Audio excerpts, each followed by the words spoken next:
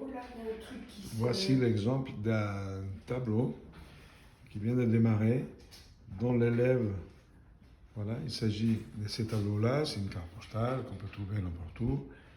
Et voilà, en général, dans les cours, les élèves ils partent à partir d'une photo, puisqu'il fait trop froid dehors et on est quand même mieux à l'intérieur, c'est quand même bien d'avoir un sujet tout près. Et le problème qu'il rencontre cet élève, c'est qu'il n'arrive pas à voir les différentes valeurs. Les valeurs dans la composition. Et dans ces cas-là, ce que je lui propose, puisque lui-même ne voit pas ce qui va, ce qui ne va pas, je lui ai proposé d'échanger, de tourner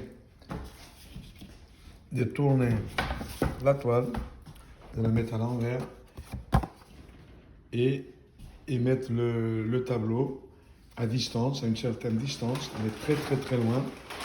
Et par exemple, tu peux me le tenir s'il te plaît? Voilà, derrière, hein? Là, merci. Voilà, on voit le tableau, on voit rien, on voit uniquement des masses.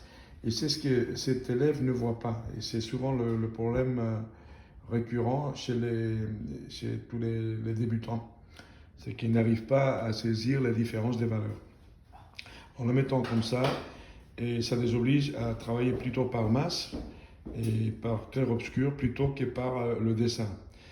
Quand le sujet est à l'endroit, on sait de quoi il s'agit, on voit s'il y a des personnages, il y a des fenêtres, il y a des portes, et on essaie de dessiner ça avant de réaliser les valeurs. Avec cette méthode-là que je propose, le tableau il est inversé, et du coup on ne voit pas, on ne sait pas de quoi il s'agit, on ne reconnaît pas les sujets. Et on est obligé de travailler uniquement par masse. Voilà, ça c'est un exercice. Quand on n'arrive pas, on ne s'y trouve pas, on n'arrive pas à trouver la solution, c'est celle-ci la solution pour pas rentrer dans le détail.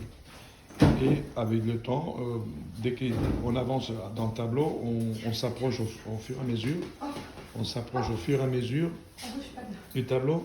Un pas en avant, on voit un peu plus de détails, on arrive à un moment où on arrive à voir tous les détails, mais inversés. C'est-à-dire qu'on se limite à les copier tels qu'on les voit et pas comme on les imagine. Voilà, c'était la solution. Voilà, là c'est mon élève qui travaille sur les consignes en fonction de ce qu'on avait dit tout à l'heure.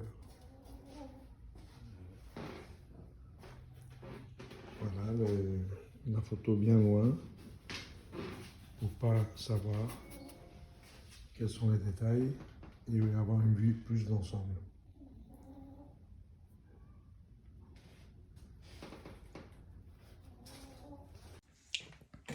Oui, vous venez de voir le travail d'un élève avec ses difficultés de voir ou pas voir ce qui va pas. Une autre astuce que je peux vous donner, c'est qu'une fois le tableau il est bien avancé, ce que vous pouvez faire, c'est le mettre devant un miroir, devant une glace, et vous le verrez en ce moment-là inversé. C'est-à-dire que vous avez un œil nouveau, un œil différent, un œil des spectateurs et non pas l'œil du créateur, du réalisateur du tableau. À ce moment-là, vous verrez ce qui va pas beaucoup plus facilement. C'est un conseil que je vous donne. Comme vous ne savez pas quoi faire, vous ne savez pas ce qu'il y a, ce qu'il n'y a pas, mettez-le devant une glace et là, vous verrez tous les défauts. Voilà, je vous dis à la prochaine vidéo et n'oubliez de liker et de vous abonner si ça vous intéresse. Bientôt, au revoir. Hola, ¿qué tal? Como he mostrado en el ejemplo de mi alumno que estaba trabajando sobre un cuadro y que no veía los detalles, lo que explicaba en francés, estaba en mi estudio de trabajo con mis alumnos, no ven los alumnos, los debutantes no ven, no comprenden el cuadro. O sea que copian tontamente, por decir algo, lo que ven, y esto no está bien. Ellos tienen que tener una visión más general, y lo que ocurre es que no saben ver estas cosas. Entonces, lo que hacen, ¿qué hacen? Es dibujar y seguir, apoyarse sobre el dibujo para pintar, y esto no es posible. Cuando se pinta, hay que pintar. No hay que dibujar. Cuando se dibuja, se dibuja. Cuando se pinta, se pinta. Se ve de otra manera. ¿Qué es lo que hago en este caso cuando el alumno no entiende, no ve? Pues le digo que gire el cuadro, que lo ponga al revés, cabeza abajo, y la foto con la cual está trabajando también, pero a una cierta distancia, bastante lejos, como para no ver el detalle. Entonces esto le obliga a ver las masas, los bloques, la composición en general, las luces, los colores oscuros, claros, en fin, es lo más fácil. Es lo que estaba explicando en la película, en el film que habéis visto antes.